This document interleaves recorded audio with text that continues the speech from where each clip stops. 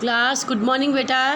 आज हम संस्कृत विनोदनी भाग 1 में बेटा पहेली कहा वाला चैप्टर पढ़ेंगे। ठीक है, वो बेटा देखो, पहेली का अर्थ होता है पहेली। पहेली वस्तुतः किसी वस्तु, प्राणी अथवा पदार्थ के लक्षणों और गुणों पर आधारित प्रश्न होते हैं। जैसे आपके बड़े बुजुर्ग घर में दादाजी होते हैं ना, कई प्रकार के क्वेश्चन पूछते हैं ना।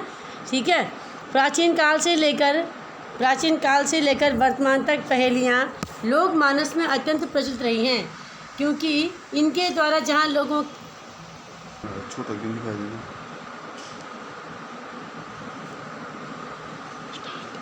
ठीक है, देखिए पहेली का अर्थ होता है बेटा पहेली। ठीक है, प्राचीन काल में से लेकर वर्तमान तक पहेलियाँ लोक मानस में अत्यंत प्रचलित रही हैं, क्योंकि इनके द्वारा जहाँ लोगों का स्वस्थ मनोरंजन होता है बेटा, वहीं उनका ज्ञान भी बढ़ता है और उनकी बुद्धि के परीक्षण का यह सर्वश्रेष्ठ माध्यम है। लोगों का ज्ञान वर्धन करना, ठीक है, इसकी महान विशेषता है। ठीक है, अब इसमें जो है इस पाठ में पहेली के माध्यम से कई प्रकार की जानकारी दी गई है। देखो बेटा, जैसे फर्स्ट है, पहली पहेली है, अपदो दूरगामी चा साक्षरो न च पंडितः अमुख स्पुष्ट वक्ता च यो जानाति सह पंडितः। इस पहेली के माध्यम से बताया गया है कि विद्वान कौन होता है। ठीक है, अपदो, अ मतलब नहीं, पद मतलब पैर, जिसके पैर नहीं हैं लेकिन दूरगामी, लेकिन वह दूर तक जाता है। साक्षर च न च पंडितः, सा अक्षर मतलब पढ़ा लिखा है। ठीक है, अक्षरण संहिता, यहाँ पे तत्पुरुष समास हो रहा, पढ़ा लिखा है लेकिन वह पंडित नहीं है, मतलब विद्वान नहीं है। दूसरी लाइन देखो बेटा, अमुक स्फुट वक्ता। देखो, अ मतलब नहीं, मुख मतलब मुँह, जिसका मुख नहीं है, न मुखम यस्य सः, यह है बहुब्रीहि समास। अमुख, जिसका मुख नहीं है लेकिन स्पष्ट वक्ता है, बहुत स्पष्ट ढंग से बोलता है। ठीक है बेटा, देखो, जिसका मुंह नहीं है लेकिन बोलता है। च यो जानाति सः पंडित है, जो इन सब चीज़ के विषय में जानता है वही पंडित है।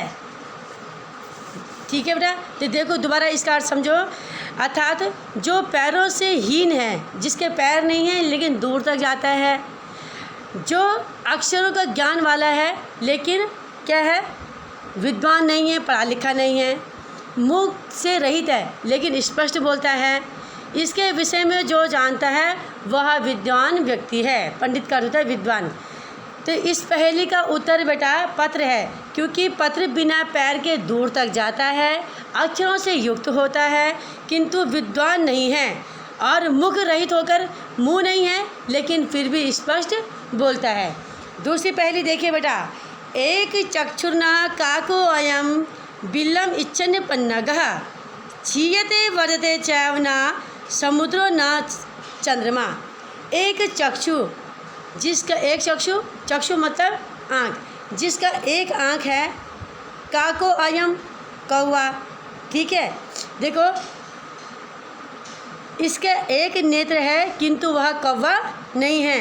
बिल्लम इच्छन्ना, वह बिल को चाहता है लेकिन क्या नहीं है, पन्नगा, वह सर्प नहीं है। पन्नग बेटा सांप का पर्यायवाची होता है, वह पन्नग नहीं है। कभी घटता है कभी बढ़ता है। ठीक है, कभी घटता है और कभी बढ़ता है, लेकिन न तो वह समुद्र है और न ही वह चंद्रमा है। तो बेटा देखो, इस पहेली का उत्तर सुई है। ध्यान दीजिए, क्योंकि सुई में एक छोटा सा छेद होता है। सिलाई करते समय जब हम उसमें धागा डालते हैं तो वो किसी वस्त्र के अंदर चले जाती है, तो उस समय वो कम हो जाती है, वो दिखती नहीं है, और उसके बाद जो है वो क्या करती है, फिर हम उसको जब कपड़े से बाहर लाते हैं, वस्त्र से बाहर लाते हैं, तो वो सुई दिखाई देती है। तीसरा देखिए बेटा, वृक्षा अग्रवासी न च पक्षी राजा नेत्रधारी, न च पक्षी राजा त्रिनेत्रधारी, न च शूलपाणि त्वग वस्त्रधारी, न च सिद्ध योगी, जलम च विभ्रन घटो न मेघा। देखो बेटा, इस पहेली का अर्थ है कि वृक्ष अग्रवासी, यहाँ पे दीर्घ संधि है, वृक्षाग्रवासी, कि वृक्ष के अग्रभाग मतलब सबसे ऊपर रहने वाला, पक्षी राजा पक्षियों का राजा। देखो कि अर्थात ये क्या है, वृक्ष के अग्रभाग अर्थात चोटी में निवास करता है, किंतु पक्षियों का राजा गरुड़ नहीं है। पक्षी राज मतलब पक्षियों का राजा, तो पक्षियों का राजा कौन होता है बेटा, गरुड़ होता है।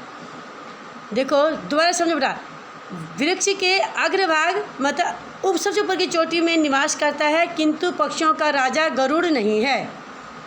उसके 3 नेत्र हैं, त्रिनेत्रधारी है ना, उसके 3 नेत्र हैं, किंतु वह त्रिनेत्रधारी शिव नहीं है, त्रिनेत्रधारी शिव नहीं है। शूल पाणिम, अच्छा शूलम अस्ति पाणि यशसा, बहुब्री समास अर्थात शिव, ठीक है। पाणी अर्थात हाथ में, शूल मतलब त्रिशूल, जिनके हाथ में त्रिशूल है अर्थात शिव।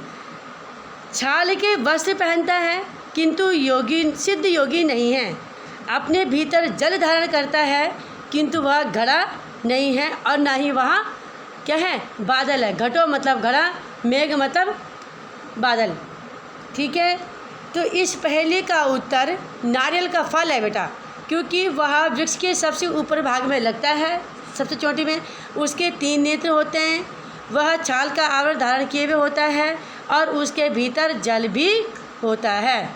घटा का अर्थ मेघ होता है, घटा का अर्थ घड़ा होता है, मेघ का अर्थ बादल होता है, ठीक है। अब विव्रता का अर्थ होता है धारण करना। लास्ट वाला देखिए बेटा, कम संजगानः कृष्ण का शीतल वाहिनी गंगा के दार पोषण रतः कम बलवंतम ना बाधते शीतम, ठीक है बेटा। देखो कम मतलब किसको, संजगाना, ठीक है, ये लिट लगा प्रथम पुरुष एक वचन बेटा। संजगान मतलब मारना, मारा, ठीक है। कि कम संजगाना कृष्ण, कृष्ण ने किसको मारा, कृष्ण ने किसको मारा, ठीक है। आगे इसका अर्थ देखिए, का शीतल वाहिनी गंगा, का अर्थ होता है कौन, ये स्त्रीलिंग है बेटा, कि कौन शीतल वाहिनी गंगा है। गंगा क्या है, शीतल वाहिनी, तो कौन सी है, क्या है, काशी तल के नीचे वाहिनी मतलब बहने वाली गंगा कौन है, ठीक है। के दार पोषण रता, कौन जो है अपने पत्नियों के पोषण में लगे हुए हैं। और कम का अर्थ होता है किसको, बलवंतम ना बाधते शीतम, किस बलवान को ठंड पीड़ा नहीं पहुंचाती है। तो इसमें जो है बेटा, इसमें इसके क्वेश्चन में इसके आंसर छुपे हुए। तो फर्स्ट क्वेश्चन देखिए, कृष्णा कंसम जगाना, देखो अब इसको मिला के हम बनेंगे, तो कृष्णा कंसम जगाना, कृष्ण ने कंस को मारा। दूसरा बेटा, काशीतल बहने वाली गंगा, काशी शहर के नीचे बहने वाली कौन सी है, वो गंगा नदी है। फिर है केदार पोषण रता, ठीक है। तो कौन अपनी पत्नियों के पोषण में लगे हुए हैं, केदार। तब केदार किसको कहते हैं, केदार कहते हैं खेत को। पोषण रता, खेत का पालन पोषण करने में लगे हुए हैं, तो किसान, ठीक है। यहाँ पे कंफ्यूज मत होना बेटा, ठीक है। और कम बलवंत न बाधते शीतम, तो किस बलवान को ठंड जो है नुकसान नहीं पहुंचाती। कंबलवंतम न बाधते शीतम, जब यदि हम कंबल ओढ़ते हैं तो हमको ठंड नहीं लगती है। बेटा आपने आज की डेट डाल करके आपने ये सारी पहेलियाँ लिखनी हैं। मैंने व्हाट्सएप पे आपको इसका हिंदी अनुवाद लिखा हुआ है। इसका संदर्भ मैंने शुरू में एक लिखा हुआ, बाकी संदर्भ वही रहेगा, लेकिन प्रसंग इसके हर पहेली का प्रसंग अलग है, उसका आपने भावार्थ करना है।